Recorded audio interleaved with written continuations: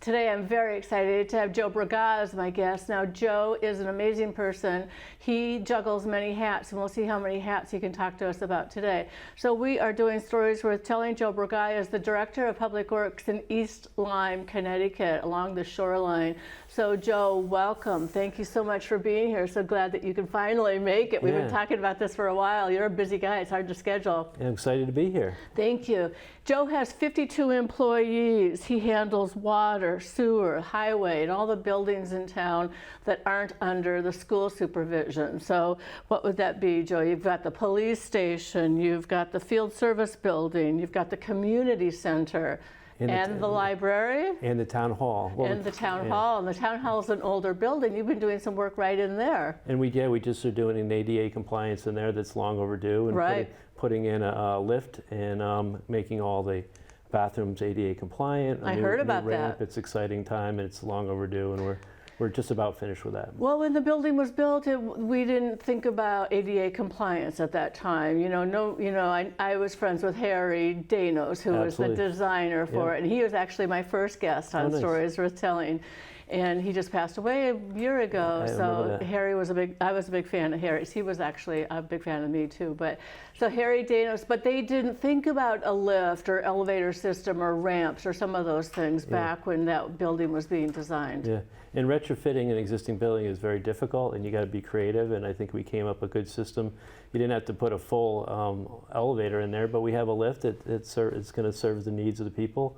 They come through the big front foyer there, and they can just, drop down to the lower level or come back up. And I can tell already there's a lot of people that are getting excited for it because they're asking about it. So. Oh, good. And it's finished now? I haven't... in the next month or so it should be. They do take a while because the whole shaft has to be finished before they start fabricating it, just to make sure everything works. Everything has to be perfectly fit into that space. So the shaft is done. It was completed a week or two ago, and they're in the process of manufacturing the lift right now to install probably in the next 3 weeks or so. Nice, nice. I know, and I heard about it firsthand from Jamco.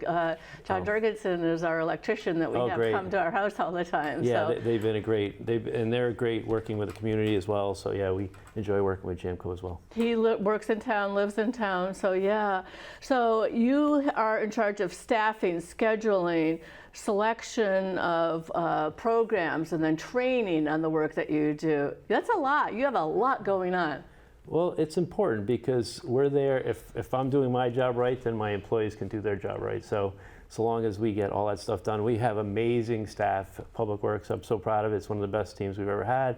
A lot of great people. We just have to make sure we do all the things on the peripheral or get them fully staffed, so that they can do their job. And they do it very well. Well, I remember one time in your office, you just have maps all over the place. And I know you grew up in Flanders. Your wife grew up in Flanders, and you've been an East Lyme resident your entire life, basically, right? Except for when you went off to college, up to MBA for your MBA and your BS and your engineering degree, all that you went through for the training that you needed. But you know the streets. You know pretty much where you're kind of like Ed Wido. I had him as a guest the other day. If you give him an intersection, he can point that out. He knows exactly where you are. I think that's what makes the town special is we know there's people around and that have been there and know it, and they know the little intricacies of the town. And some towns might have a consultant come in and tell you what roads need to be done. We drive the roads. We know what the issues are. We hear our people. So we really like to try to put the money, the important taxpayer money, to the right cause and to the right roads and to the right projects. Well, if you know the town, you love the town, and you've lived here, your kids went through the school system, your wife works here, she's lived here, so yeah, there's definitely loyalty. So, and we appreciate that. And also, we need to talk about your involvement with SCARA, and SCARA is an acronym. But Southeastern Connecticut, I would go that far. Regional Resource Recovery Authority. Okay, RRRA. Okay. Yeah. And you are the president. I am the president. I've been the president for the last 4 years. And it's a nonprofit, correct? Correct. Okay. It's a consortium of 12 towns, all in the Southeastern Connecticut area, that pool our trash. And by pooling all that trash, we can leverage better contracts for the area and stuff like that. And they provide phenomenal services. It's a huge resource for all the neighboring communities. Nice, nice. And it's not just trash. HHW, I was looking up on that. Household waste. Household hazardous waste. And when when you say the word hazardous, it sounds scary, but that could be like, you know, paint thinners and like aerosols and sprays. It could be old gas. It could be flare. There's all kinds of things that you can bring to a household hazardous waste. Is that tires as well, or is that something else? You can bring tires, but tires is best to bring to the transfer station. It's not really a household hazardous waste. You know, each town in our authority provides great opportunities to go to a transfer station or bring things for free. Tires is one on a lot of other stuff. So. Okay, and then let's talk about. I don't know that I wrote down the towns. I know it's New London. I know it's East Lyme. I'll kind of go around because East Lyme is on the western edge. So it's East Lyme, it's Waterford, New London, Groton, Stonington, North Stonington, and then you have Ledyard, you have Sprague, you have Norwich. And Griswold. I thought Griswold was on there too. Yeah, Griswold. So if you have all of these towns, and people need to know. And Montville, right? That was number 12. Yeah, Montville's right above us, so I don't want to forget them. Right. Yeah, there it is. There's my list, 12 members. But if you live in one of those towns, I think it's important that you know about this service, because sometimes you just think, oh, what do I do with this? You sneak it into the garbage. That's not a good idea. Yeah. Let's talk about that for a second. Well, so SCARA also pays for the recycling for all in area communities. So it's really important that people from each town put the recyclable materials in the recycling, because if you don't do that, it really drives up the cost of recycling, and we're trying to minimize the cost for all the communities, but also doing the right thing. So we have to keep our trash cans or garbage receptacles. What's the best term?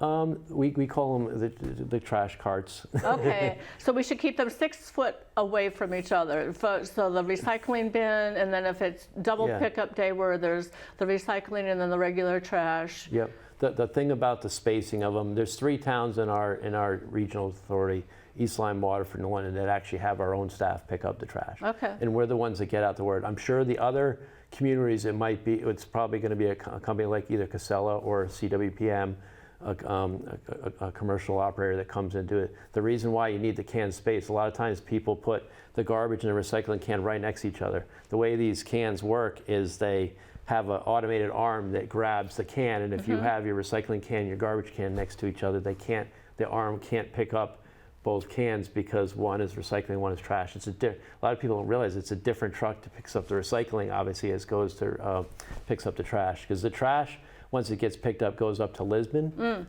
to the plant, the incinerator plant up in Lisbon, and the recycling in the Southeastern Connecticut goes up to Willimantic, to Casella. Okay. So that's, they go to 2 different locations, so that's why you have to separate the recyclables. And if people are really mindful of what, to put the right thing in the recycling, it really drives up the value of the recycling product, which then you can get more money for it, which drives down the cost of it. So I never realized how fascinating talking trash was, but it's a really important thing, and it really affects, not only the bottom lines of towns, but also, the sustainability of the area, as far as trying to minimize the waste. Well, it's just so important, right? And speaking of talking trash, I was able to get a video clip of you. I was looking on the East Lyme website, on East Lyme Town Hall, the website, and I was clicking through Public Works, and then the transfer station, and then there was a video of you. And I don't remember exactly what you were saying. Do you remember what you said on that video? I have a bunch of different videos, and so if people want to go from East Lyme, they can go take a look at these. But one of the biggest ones is what you can bring to the transfer station, and just in general, what's recyclable products. There's a lot of things you can bring free to a transfer station. That's good to know. You can bring old light bulbs. You can bring metal. You can bring leaves and stuff like that. There's propane tanks. There's just a lot of things that you can drop off for free that you can clean out your basements. But also, once it goes to transfer station, the word transfer station by nature is it's transferred. It doesn't just go there and sits to die.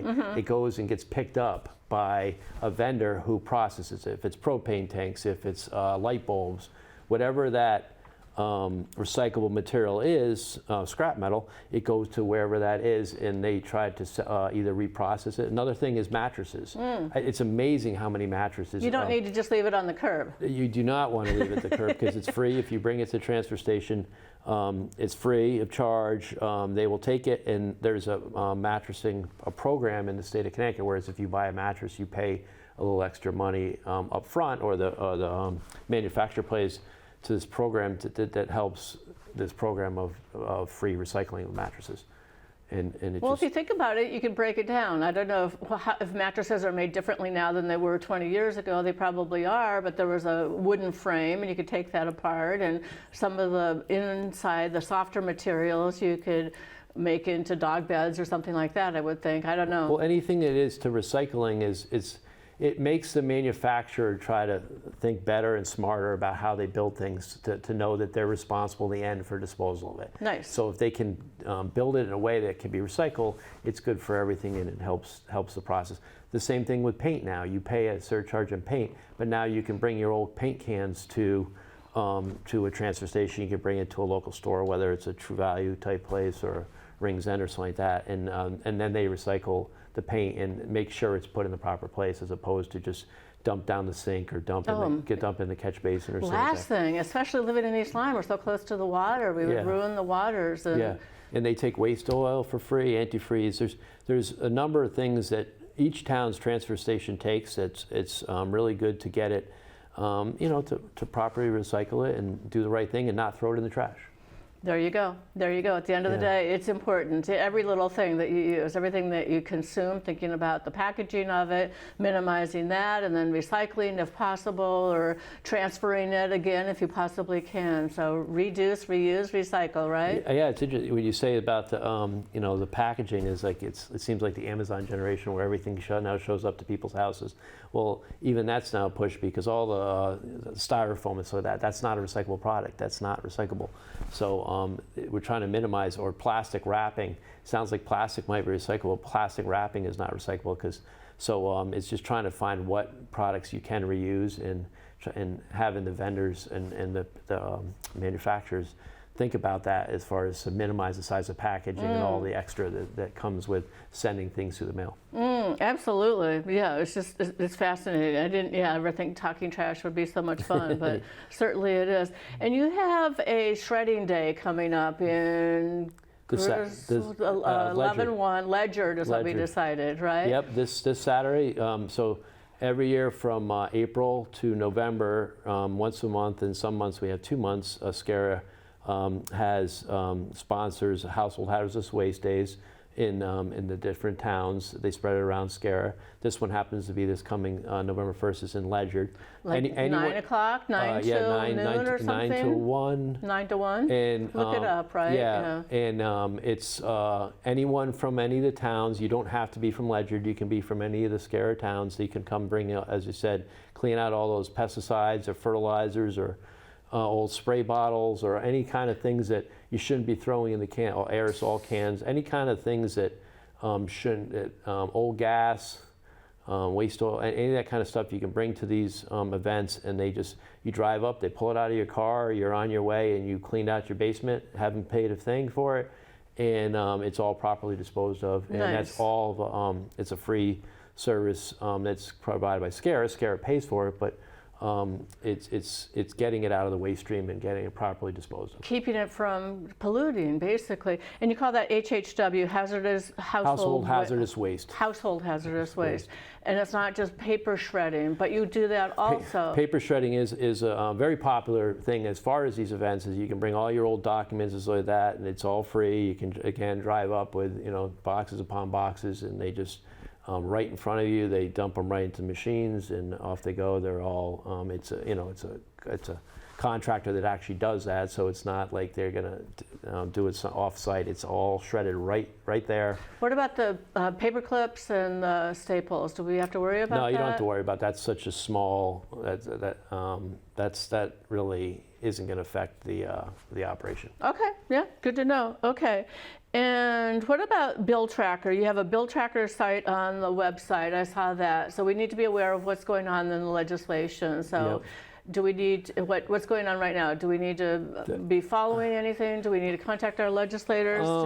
Well, one of the things that they're looking at, the legislature, is starting to require mandatory food composting, and that's starting to head down the pike. So that kind of, SCARA has been trying to stay ahead of that, and we're trying to build a regional composting facility. So that's one to keep an eye on in this coming session. Okay. You know, they might start requiring at least schools to start. Well, listen, we do in East Lyme. We do it at our high school, so that's really good. And would we have to trickle that down to the middle school, elementary schools as well? That very well could be. I mean, the best way is to do a satellite program like East Lyme's doing, where you start in one school and you just, I mean, it's hard to just, you know, go right through a whole school system and try to do that, but starting small and you know, trying to work your way. And the students are great too, because they usually love being involved in these things. Absolutely. They're some of the best ones to start new initiatives, because then they guilt their parents at home to do it right as well. So the parents understand it from the internal level. Have you been up to the high school to see the process? I'm going there this week. Good. I talked to them. I'm Good. excited to. I went to the high school there. My kids went to the high school there. Right.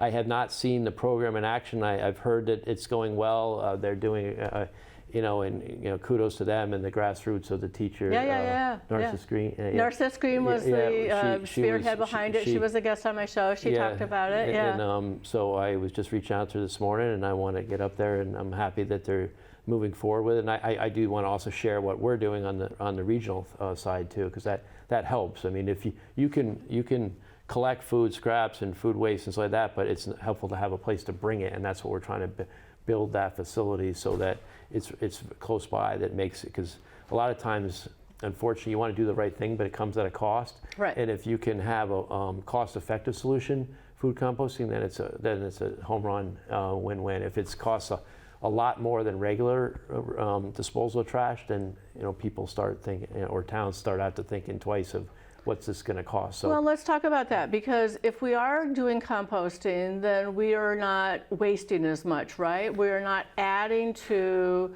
the landfill that gets shipped off to Pennsylvania, right? Yeah. So in the state of Connecticut, because there was a big incinerator that closed down in Hartford a few years ago, about 40% of the trash leaves the state, and that's what you're talking about. That might go to, like, it's crazy. It goes to like Pennsylvania, Ohio, something like that.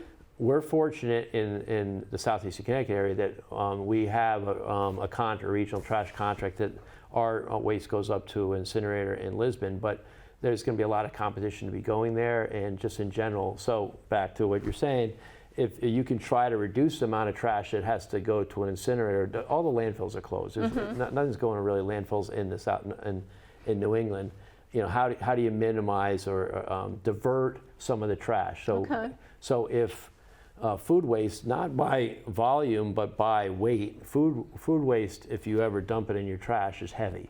So it could be up anywhere from 15 to 20, 25% of the waste, of the total waste, is food.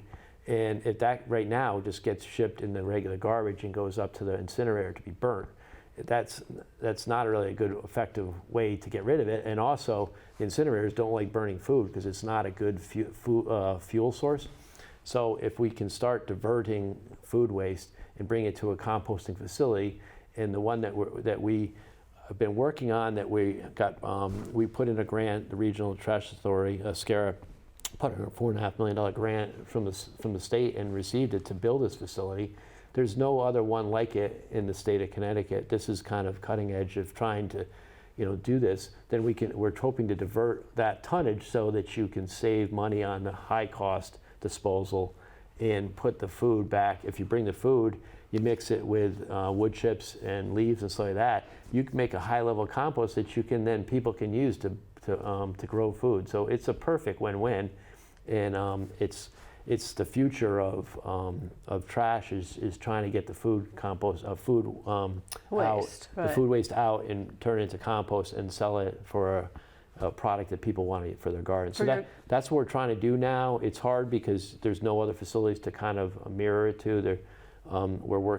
SCARA's working on negotiating a contract with an operator to run the facility. And basically what it is that, you know, where we're trying to go with this is that food waste would be collected and brought to this facility, mixed with wood chips and leaves and stuff like that, and through aeration of the piles and through time and windrows, it goes from the food to a good screen product that people are buying at the local greenhouses, and so they could buy it. Plus, you could have, like, if you want 3 yards of good compost at your house, the goal is that you could have a delivery come and they could blow it right into your yard, and this is old food that was going to get thrown out. So it makes too much sense.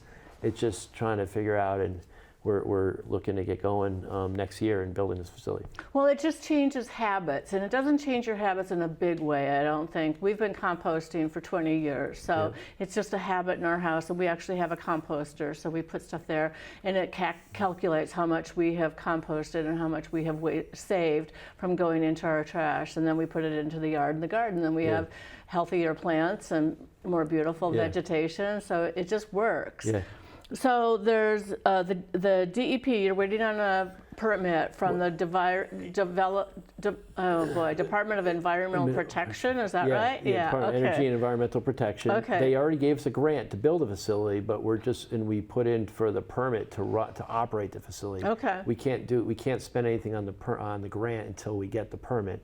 We should be getting the permit in the next few weeks. Okay. As soon as we get that, we're working on finalizing the plans to build a facility. It's going to be up in Preston, and I've heard from some people in the region. I just want them to be, this is a regional thing. We should all be working together. Like East Lyme doesn't have to build one, and Groton does not have to build one. It doesn't make any sense. It doesn't make any sense. Regional stuff is in a case like this is perfect, where this is a facility that everyone can use and be able to be, and ultimately, it's going to get the food waste is going to start with some of the bigger, the grocery stores and schools and stuff like that. But it's going to work towards curbside collection. Nice. Where someone right now in town of East Lyme, if you roll out your 96-gallon garbage or recycling can, what it would look like is you'd have a smaller 13-gallon or so, much smaller food compost, food waste bin that would be picked up separately, not by the town, but by this vendor that's operating our facility.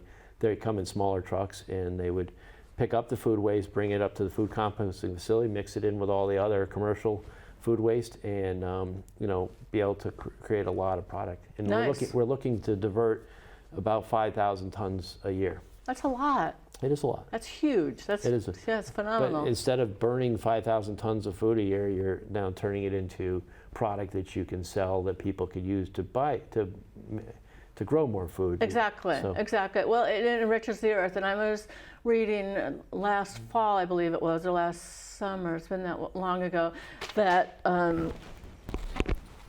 our food, some of our food isn't as nutritious as it was previously because we don't have the nutrients, or the soil is being depleted of the nutrients that we need to have so that the product, the vegetable, the fruit, the product is more, or the produce is healthier with more vitamins and minerals, right? Yeah, it's kind of funny in some ways. It seems like you wouldn't think it, but it's a science in creating good compost. Of course it is. And they stick thermometers in there, like you're sticking a thermometer in your meat, your turkey on Thanksgiving or something like that, and it has to cook to a certain temperature. And there might be wood chips, and if there's any kind of weed seedlings or something like that, all that stuff gets burned up because it cooks at such a high temperature. Between that, and bringing air into it, it just increases the speed at which it breaks down and turns into a very viable product that we have it tested. It's excellent. I mean, the farmers like it. I mean,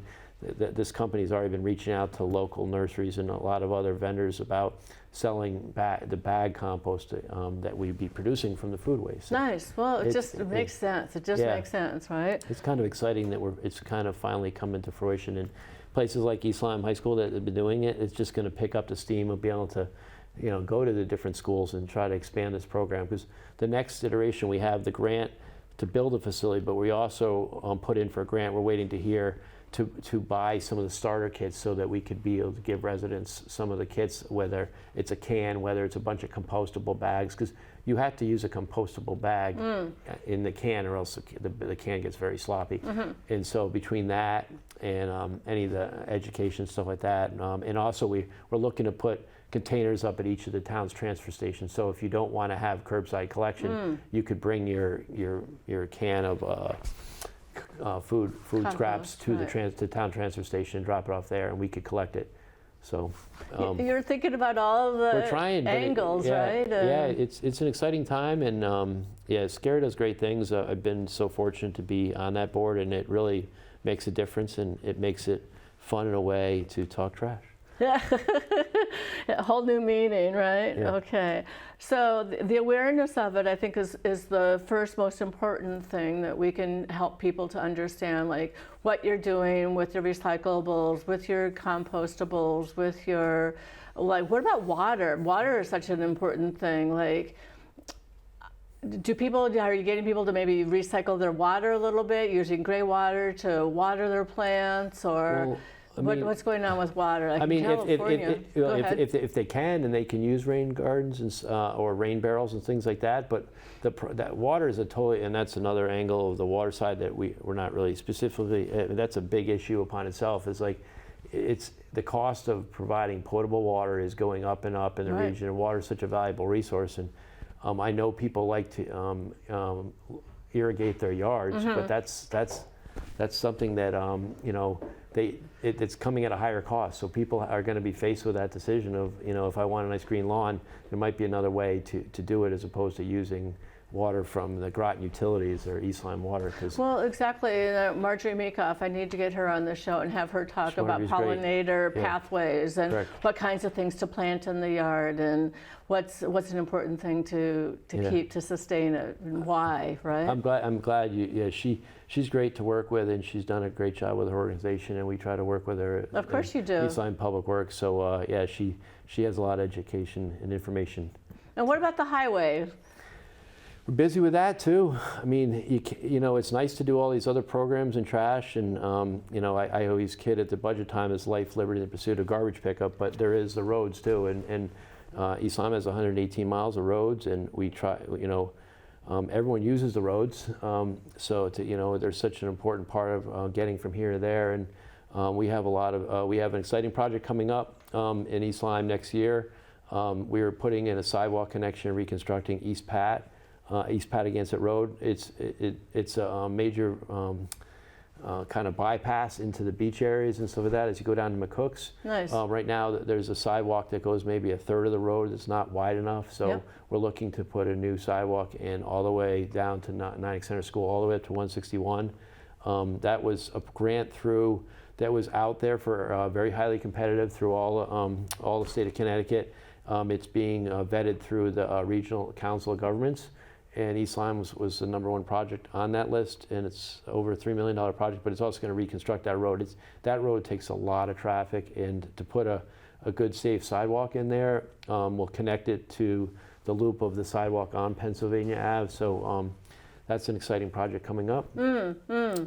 We just want to keep making sure we do all the prep work for next summer. Yeah, we got a busy crew. You have a lot going on. Wow, I really appreciate all that work. And then the sewer is the other thing. Sewers, I mean, all you have to do is, you know, hear some of the news or in the paper. You know, right now there's a sewer moratorium in the town of East Lyme. We're trying to find anything we can to try to find more capacity, or look into the capacity that we have, because you know, we're allotted a certain amount. Right now in the town of East Lyme, if you're in sewer, all the sewage goes through in Niantic. It goes underneath the Niantic River. It goes up Lager Hill, and it goes all the way through Waterford, and then it goes all the way through New London. And so we have to, in East Lyme, have to pipe all our sewer effluent 10 miles to New London treatment plant, and we're only allotted a certain amount to go to that plant. So East Lyme has got a lot of pressure growing right now. You know, we're trying to make sure we keep our pumping stations up to snuff as far as with the current technologies. We got a great staff that's looking into that right now. On the water side, we have all our wells. We're trying to keep up with all that demand. It's all interconnected.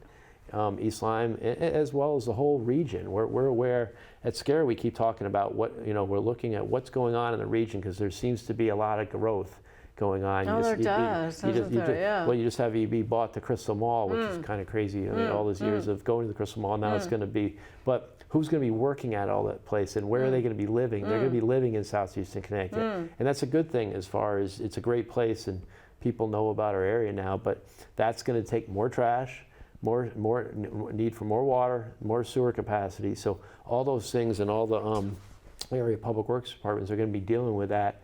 You know, increased. I don't think people are leaving the area. I think the people are coming to the area, and we have to be ready and keep on top of it. Right, and to your point, capacity. I don't even know that we have that. Do you? I think that there's almost like a tipping point or a shut-off valve that we need to have. Yeah, we can't just run out of capacity and throw up our hands and say, what do we do now? I mean, there's people that have been paying sewer assessments for all these years that haven't tied in, or there's, you know, just in general, there's some developments that are happening now that we got to hold for the capacity. So we're very much looking at what our actual flows for sewer are, and also what potentially could come in, and trying to do the right thing. And we have a great water and sewer commission that's working with us, and we'll figure out a solution. Well, thank you so much. And we're about out of time. Is there any last words of wisdom, pearls of wisdom, things that you're hoping for, things that we can do to support you? Just stay tuned on the whole composting and the recycling front. The main thing is just people just be aware. You know, when you have something that you need to dispose of, is this compost? Is something like a food compost? Is this something to recycle, or is this something in trash? And put it in the right spot, because it just takes 2-3 more seconds to figure out if this is trash, this is recycling, and it makes a huge difference in the end as far as doing the right thing. Okay, makes a huge difference. And anything else? Any other pearls of wisdom before we close out? I appreciate you coming in, and you know, it's nice to be able to get the word out. If people can look on the town of East Lyme's Public Works website, we do have some videos on the recycling and some other information. You can always reach out to us. We love to hear from our residents. Okay, and SCARA does too, I would imagine too, on the website there, that there's public information available. Absolutely. And that's SCRRRA. It's three R's. SCRRRA.org. Okay. Joe, thank you very, very much. I really appreciate you. I know you're a very busy man. So thank you for having me. Yeah, appreciate it. All right.